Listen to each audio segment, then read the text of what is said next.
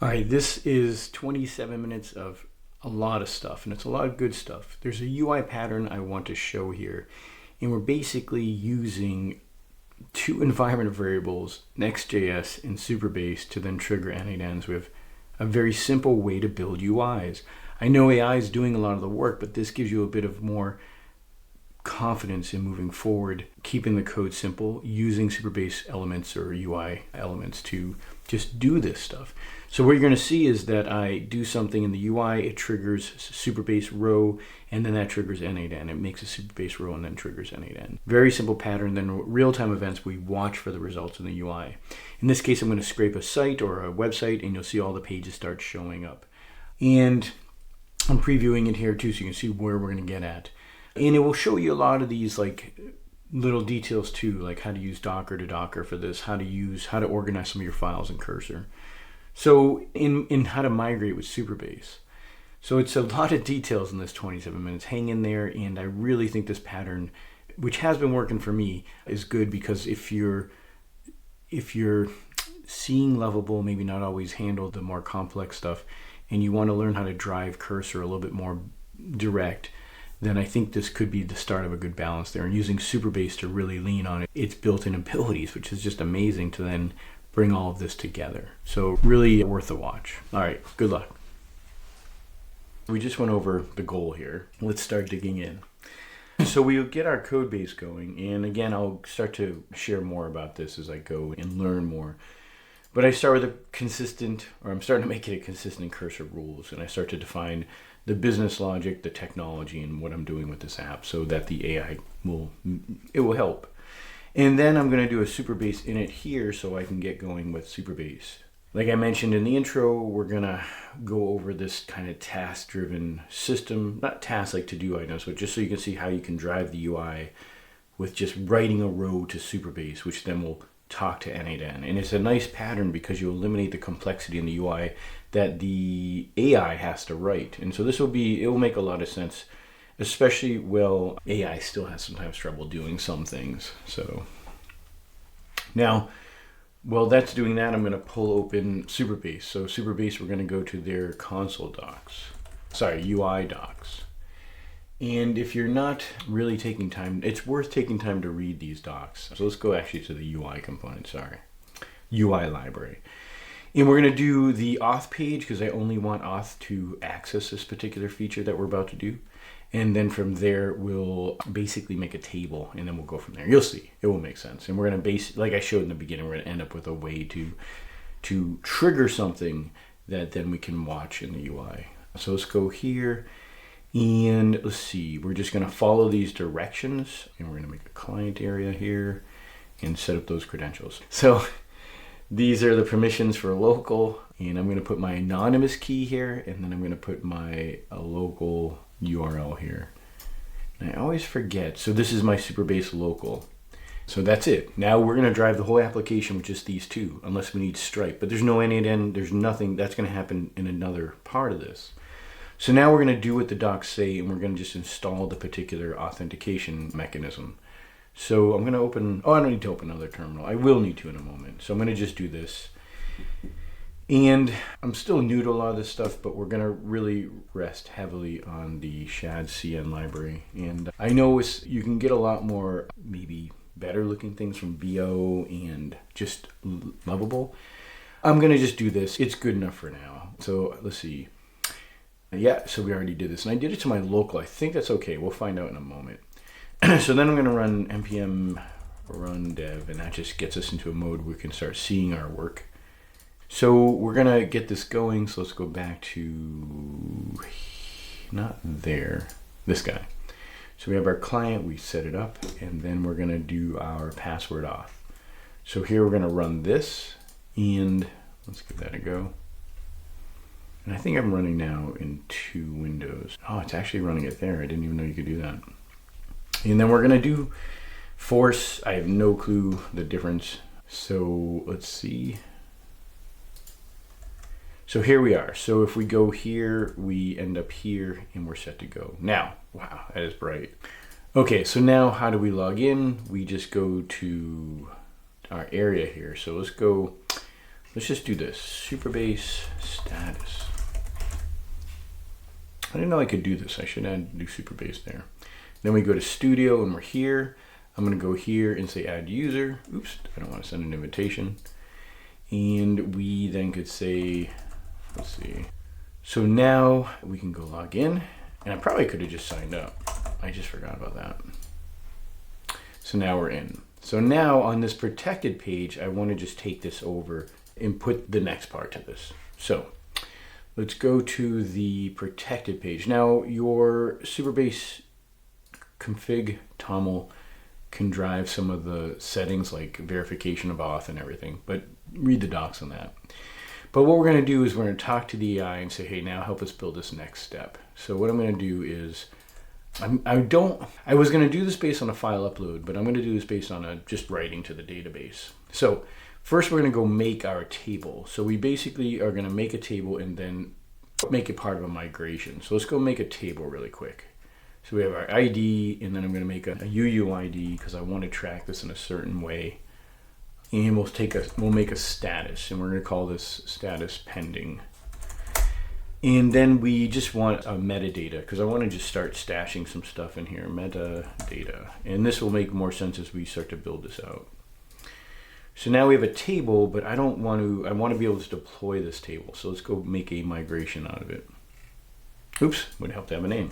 So I'm going to call this tasks, and then it's going to kick off rows, task rows, but all the naming will suck. This is mostly just to show you a pattern here.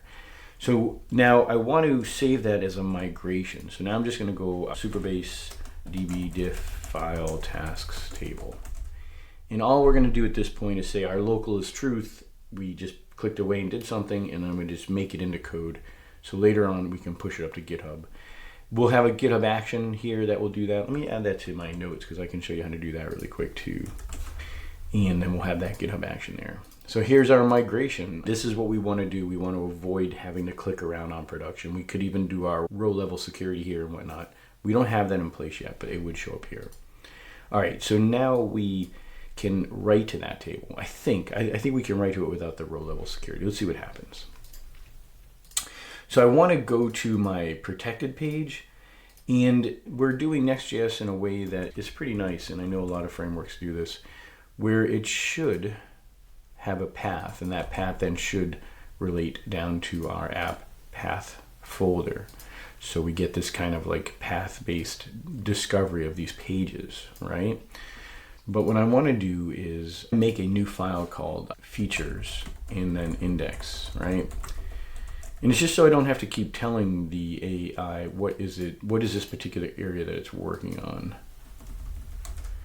And so what I'm going to say is, let's see, this is the task index page. This is where we'll see a list of tasks, and we can then either run a new task or create a new task, or we can look at the details of a task. And I know it has the MCP, but I like to do this where I just do this. So look at this is pretty cool. We have this assistant here if you set up the particular tokens. Oops, sorry, 20,000 clicks later. So you can use the agent locally. And this stuff is pretty easy. I'm sure I could use Table Plus or something. I have AI, I might as well use it. So let's go back to the particular file. Here we go. Okay, so this is important as well. So first of all, I'm just going to go to Shad CN, and I'm going to grab a quick table. Let's see, where would the tables be? Here we go. And all we want to do is I want a screenshot of that. Though I wonder, I could probably just do that. Let me do both. So I'm going to save this screenshot for a moment, and then I'm going to go back to my little page here. Now, one thing we don't really have a name for a task, and that's fine. Now, one thing I want to do is to always define a certain pattern when dealing with what I call a resource. I'm going to let it know this is how I like to do things, and I think it's worth it. Though in this age of AI and stuff that's just way better than me at JavaScript, it could be a blocker as well. The reason for this is I just feel like things get stuck more when you don't have a resource URL to help manage a state or the scope of the particular thing you're working on. Might all be wrong. None of this is perfect, and I don't want to be that guy that complicates things. So I'm going to now give it always pulls in these cursor rules. So I want to just make sure I want to do something here to make sure it's doing this. We'll do that. Okay. When a user goes to, and we can just do files, feature, tasks. And this will guide it in that particular area. Let's see how correct I am. Let's see. I did not give it the image of the Shad CN. So what I'll do sometimes is this as well. I don't know if this is going to mess up that folder. So I'll make a new folder called features. And then here I'll make a new folder called tasks. And then in here I'll make a new folder called images. And again, it could all just be overkill. So I don't want to ever say this is the way with this stuff. Let's see. My thing's having a moment. Okay, so look at this. It's already messing up, and it's okay. I don't know if I updated this cursor, but we see here that due to a thing with Shad CN, it's supposed to always do this. So I'm going to make a note. And when I say it messes up, it's bad prompting sometimes. So I think that's one thing that's easy to forget is we still have to prompt. So I'm just going to remind it, and then we'll keep going from there. And I don't know if it just lost my other reference to that page. We'll find out in a moment. I'm just going to go grab that image, one moment. And then I'll go back and add that there. All right. How are we doing here? So I put the image in there as well. Nothing special. It just might help me later or help it when I reference it.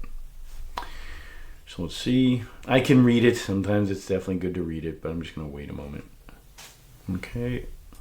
Okay, so it says it's finished. It took a little bit. I paused it for a bit, and then I had to ask it, are you finished? All right, let's see what we got. Task create, task ID. Okay, so task, great. Create a new task. I don't know why it thinks this is just, oh, I know why. So let's keep, this will be cool. I'm going to go grab this site, and all I'm going to do, oops, that was not good. I'm going to let it crawl here for a moment. And if we click save here, we can just create that task. And this is silly, right? Field to create task. All right, let's go check out this. So when writing to Supabase, we should get some pretty clear answers here. So I am authenticated. Let me reload. And I get a forbidden. So it's just Supabase saying row level security. So if we want to, let's do row level security because everybody punts on that. Let's go fix that. So let's close this, and I can use that actually. So we are going to do a couple things here. We're going to edit this table. We're going to turn on real-time events just before, so I don't forget.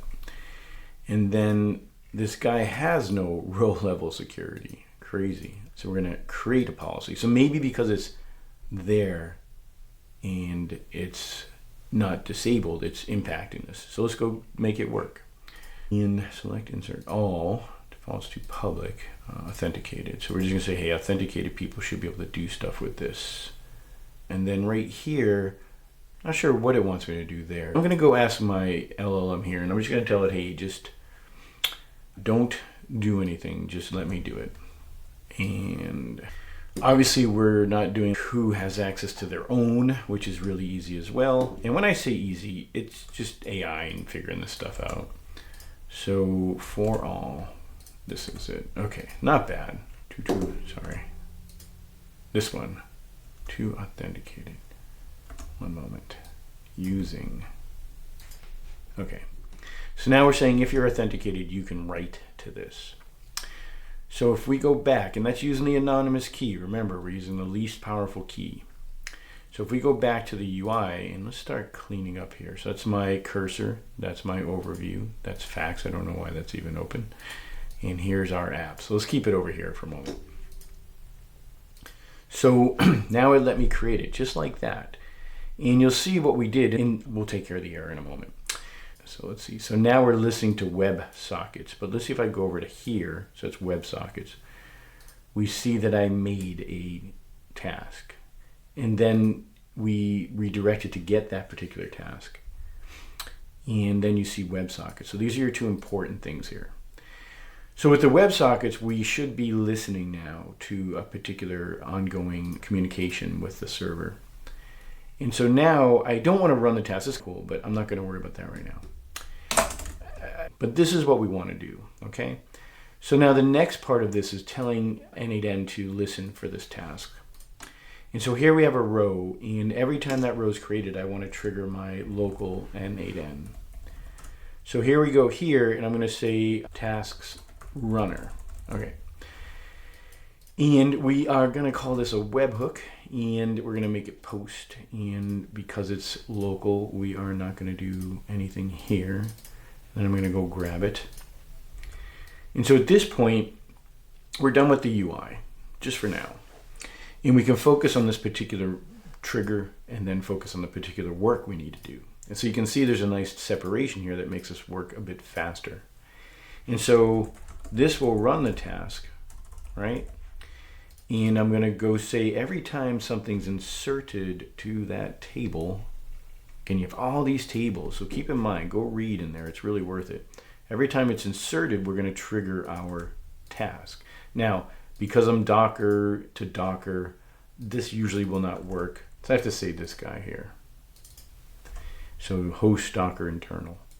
So now if I was to go back to the table editor, I don't have to keep making a task. If I was just to go here, and this can get tedious, let's do this. Let's give ourselves some room. Let's do this, and pending. Okay, so I'm gonna add a new row, and we're gonna say pending, and we're gonna paste in that metadata. All right, so now that's gonna trigger N8N, and we never have to do this again. We work on this because it should work. Now, here it is, copy to the editor. So we have this here, this is I have an insert, and that's all I care about, right? So if it's an insert, so I want to do an if statement, because if it's an update, I don't really want it. So if it's insert is equal to, so let's see, if, hold on, I always get this backwards. If type is equal to insert as a string, we care. But I want to do one more thing. So there's nothing in here that says, hey, this is a task of type, what's the word? Scraping. So let's make believe this is only for scraping, okay? So if I say if this metadata.URL is not empty, then we should have a true. And so we're saying, hey, this is our task runner scraper. So task scraper. So you can have a task runner for other things. So this one pattern just solves a lot of those things we trigger. So at this point, we say, okay, let's go do something. And at this point, we're going to do a fire crawl to get that data. So I have to go grab my fire crawl settings. One moment. It takes me a moment. So I just had to add my credentials, and then I added the payload to do this particular process. So fire crawl is pretty darn easy to use, but we have to wait. And so this particular item here is the moment I start spinning and waiting for it. So then I would do like another request. I would probably wait, we'll say 10 seconds or 5 seconds. And then we'll do another request. So I'll just copy this over, and we'll go get the particular task. So I don't need to send a body, I don't think. And we'll go say, okay, I think Firecrawl has some, where are their docs? Let's go find their docs. Let's see, API, scrape, crawl. So it's just this here. So it's this with the crawl ID. So let's see, we're gonna go back to here, and we're gonna put that crawl ID we just got a moment ago. So let's say, where are you? Here you are, okay. And then we'll do an if statement here, crawl, done. And this isn't really about Firecrawl. I'm just gonna show you how we can do these kind of cool processes. Now, what's interesting too is as these pages come through, we could show them into the front end. And that's the ideal, because you could have progress showing. And I'll explain that in a moment. So now we give it that particular crawl ID, success. And let's see, success without the space here. And that should give us something completed, okay? And if the status wasn't completed, if status equals completed, we're done. Otherwise, we'll go back around, and I think we'd have to deal with errors and stuff. So now it's true, and so that means we have a bunch of results here, which is great. Hopefully great. Now, what are those results? They're a bunch of data I want to now show in the front end. So let's do this. Now we're ready for the task table that represents the results of the task we just ran. So this worked great. We're waiting on the task, and now I'm going to add some rows. So let me go do that, and then we'll come back and hook this into the UI. But right now, we've already made a way to trigger all of this. So if we were to look at executions here, and I was to go to our table once again, and let me just save this URL. And I would say create a new task, do that, and we'll get rid of that. We've just triggered our N8N. So then we come back to here, and in a moment, we have a trigger. We have an error, but we have a trigger. But let's go write a row to the database. Now at this point, I've done two things, and I should have stopped at the first one. So I'm going to do a git add, git complete, so that I can move forward with confidence that if we break anything, I can roll back. So we can see our change history right here. And we could have seen the changes. So what I want to do is now start the task row area, but we made a row level security change. So I'm going to do this. Every time I make a security change, I shouldn't have called it the same thing. Hold on a moment. We're going to make a new migration, and that migration will represent the change from the previous migration. So when I push this to production, it will get our changes. So I called it this, but we know what we did was we added row level security. So I'm going to rename it without messing with the timestamp. We now have an ordered migration. So this is great. All right. So we do now have that. Oh, and let's see. I already did it. Let's just tell it to do that and then commit, and we're done. So now we have a sense of progress. We can roll back if we need to. But let's do this next thing. So at this point, we want to make the next feature, which is going to be the particular task row. Now, I don't know if I want to keep my features in here because they're not rules. So I'm going to take this feature and move it into this folder. And then this folder will have some images and tasks, okay? So I'm going to go back and make my task rows. And we're going to make a new table, task rows. And it's just going to be the results of a task. And I'm going to add a new column I'm going to call this task ID. And let's look how this one works. This is very important. And it's not that hard. These are the basic things that if you learn, you will have a big one up on how to use AI. And this guy's going to have metadata too, and that will make sense in a moment. Sometimes if you don't know how you want to structure your data, it's a good way to just keep moving.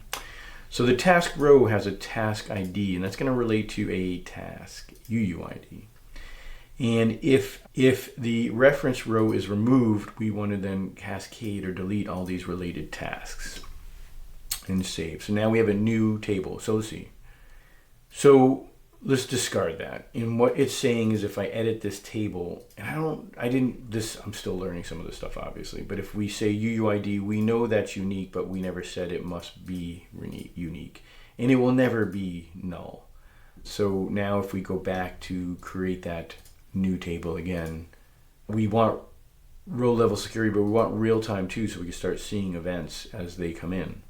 And this will make sense in a moment, I think. So basically, we want to get back to that task ID. Oops, if I could click, and we got a UUID, and it will be unique, not null, okay?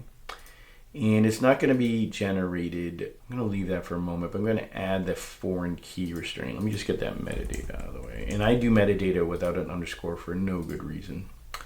So let's see, we're going to say, hey, tasks, the task ID will be related to the UUID of the task. And then if it's deleted, we cascade down to our table. Okay, so that's it. And AI can do a lot of this for you. I don't want to make this seem like I know something that now you need to learn as much as just help guide the AI. So we're going to do the same thing with the row level security as well. And we're going to create a policy. And we're going to give it task rows. So we're going to say that all authenticated. And I think, let's see, I think it would be in my history here. So I can go to my history, and I don't know. Here it is. So I basically said using that. So we're basically saying if you're authenticated, you have full access. And obviously this wouldn't be ideal. You would just have the tasks related to the user ID, and then they would only have access to their tasks. So you can quickly make this better. All right, so then like we did before, I just want to grab a schema. Again, AI built in, really nice. It knows your system. But again, I think I could have got this out of this MCP stuff. We'll try it. Sorry, so now we are going to do task rows. I'm going to keep it in this file. I think it's SQL. Now, so at this point, we are gonna then change the status, which I didn't do. So we're gonna go do that. So let's see here. We're gonna do this. So I'm gonna run my migrations first because I have not grabbed that latest diff. I keep doing the same title, sorry. Oops. So we're gonna see a new table show up here. And this will be about task rows, and it has our task rows and our row level security. So I'm gonna just do a git add, but I'll do it here just so people can see how I can flow with it a little differently. Make it more obvious what's going on. So we got everything here. Now I wanna go back and tell this thing to build a particular pages to make this happen. Now, when I go here, it's gonna be here. Like I said before, we have a system here of source is our code. We have our app, we have our tasks area, so you see it in the URL tasks, and then you have your UUID based tasks, the particular one. And it's here that I want to start showing rows. And then I will say feature. In the fact that it's in this file with the task stuff might be overkill for this. Maybe I should just done task rows as a feature. Let's see what it's going to do.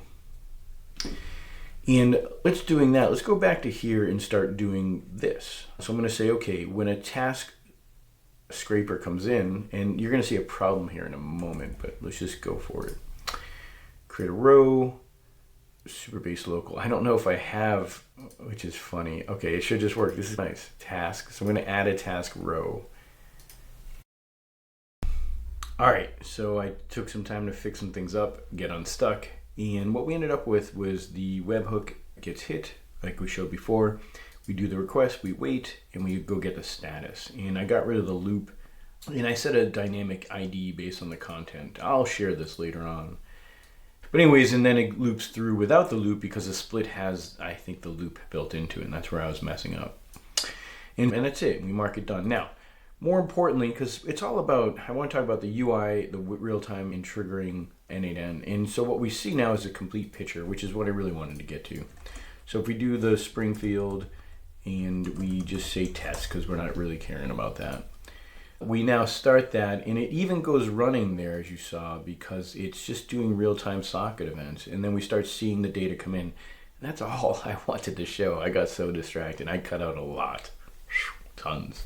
But that's it. You see how quickly we get real-time events showing in the front end with this particular guy. And I think, yeah, here it is right here. You can see it's done. And that's about it. You see it's completed. It's shifted over to that on its own as well. And all that through those WebSockets. So keep that in mind. All right, thank you.